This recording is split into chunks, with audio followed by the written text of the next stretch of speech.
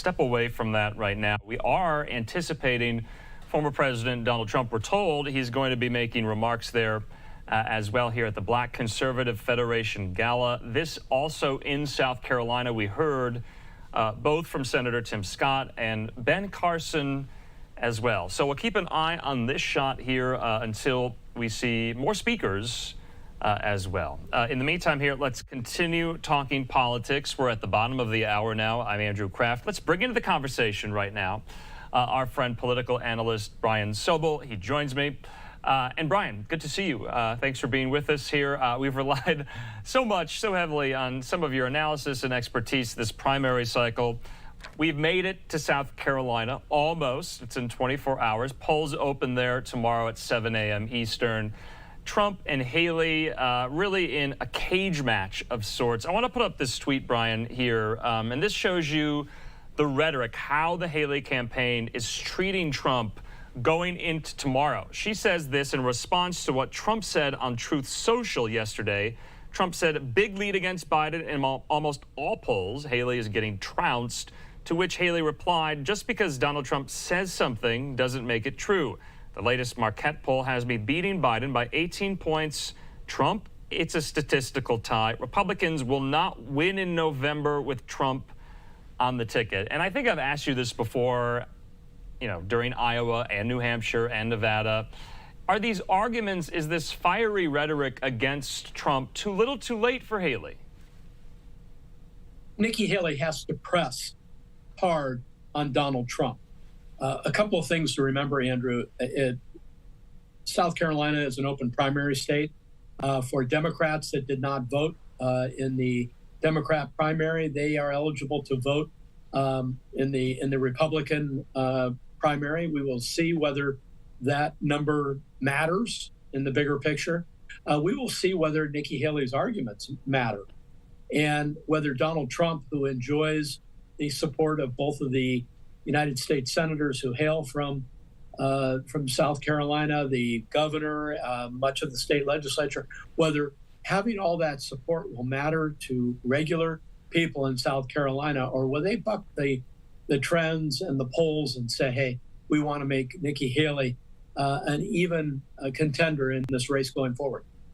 Yeah, you know, Brian, that's so interesting because that has been Haley's argument all along that, you know, even with New Hampshire, which was open as well, can she garner Democratic support? Some of these Democrats in the state who might not like the Biden administration's policies, who like what Nikki Haley, you know, is saying and has done and stands for, don't like Donald Trump.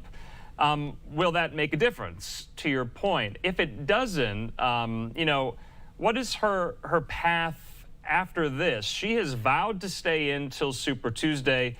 I'm sure you have consulted with, you know, candidates and campaigns. When you heard Nikki Haley say that earlier this week, that she is staying in no matter what happens tomorrow night, implicitly acknowledging a loss, what did you make of that? I mean, politically, that was really stunning, I thought.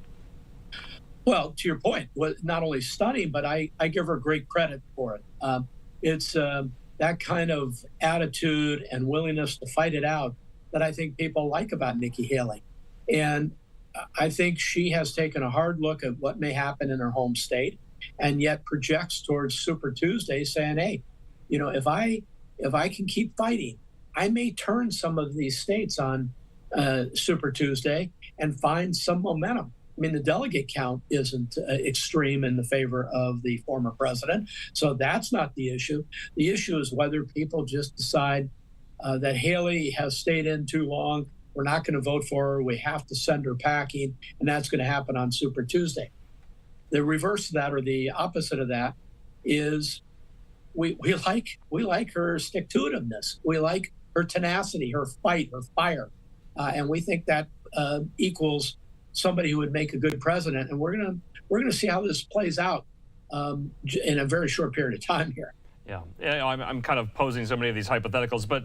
Say, for example, if Nikki Haley 6 months ago was saying now what she's saying against Donald Trump about Trump's perceived coziness with Vladimir Putin, Trump's age problem, Trump's, you know, statements about pick whatever issue that you want here.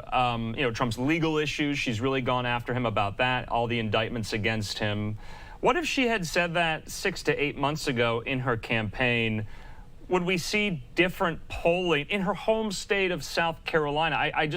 I don't know whether it would have made a difference or not. There's like a 2-to-1 split between Haley supporters and Trump supporters right now.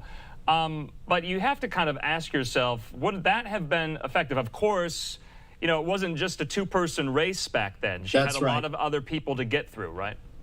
Right. And I was going to say, great question. The thing to remember is there were a lot of Republicans in the race at that point, and to get your voice heard would have been difficult, although there were others in the race early on, Chris Christie in particular, who was saying some of the same things that Nikki Haley is saying now.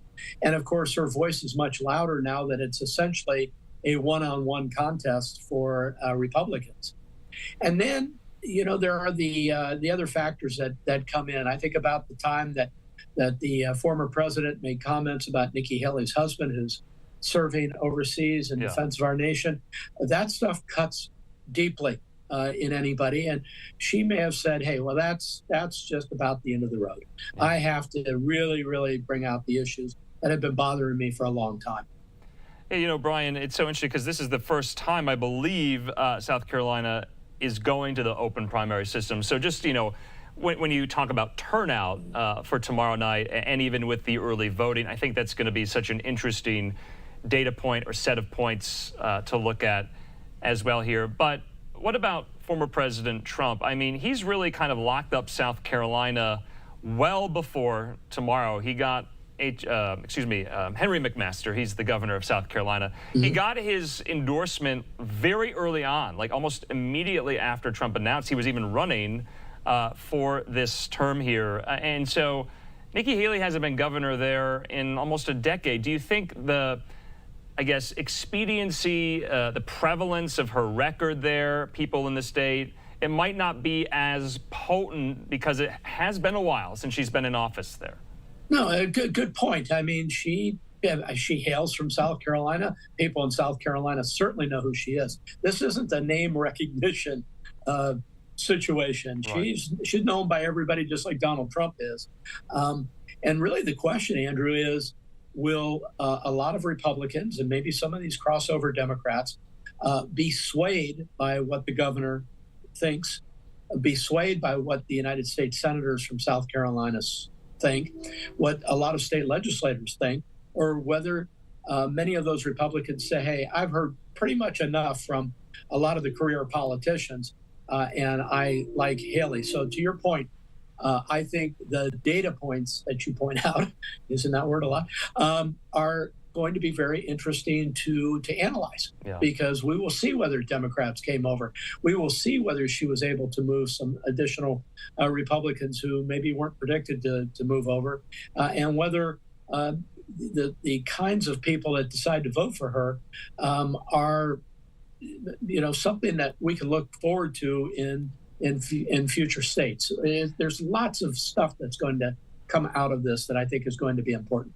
On the flip side of that, Brian, too, because we're talking about whether or not Democrats will come out in some type of fashion for Haley tomorrow, it's a catch-22 for Haley. It gets her more votes. It kind of, shrinks the vote share between her and Donald Trump. But on the other side of that, the Trump campaign, many, very strong MAGA wing Republicans who love Donald Trump, they're diehards. They, at the very same time, use that data point against her. They say, look, Nikki Haley, she's a Democrat. She's getting Democratic support. She's taking money from Democrats. That's a tough bind to be in if you're Nikki Haley, isn't it? To a great extent. Her answer is, of course, we can't win in November with Donald Trump at the head of the ticket. Right. And we need Democrats to vote for a Republican, and I'm that Republican. Yeah. That's her answer. And she's been really clear about that Donald Trump's age, his legal problems, all the things you cited, all the things we know, are detriments to him being elected in the final evaluation, which is the national election in November. That's her case. And we're going to see in South Carolina, but also on Super Tuesday, whether that line of reasoning resonates, Andrew, with people across the country. It may or may not. We're going to see pretty quickly.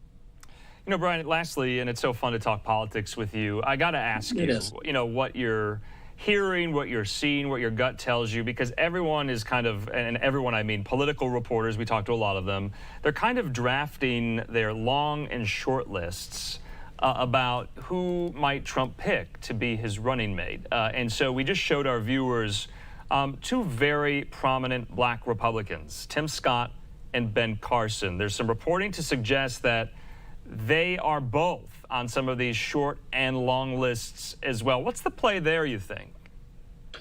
It's going to be very interesting to see which way Donald Trump breaks on this, whether he wants to counter with a woman governor, say no, or somebody like that, or whether he wants to have a Tim Scott on the ticket, because the whole point of having a vice president that appeals to somebody who's not you is somebody who's, in this case, is diverse, maybe a woman, maybe somebody of a different ethnicity. It could be any of those things, Andrew. And I know that Donald Trump said weeks ago he already knew who that person was.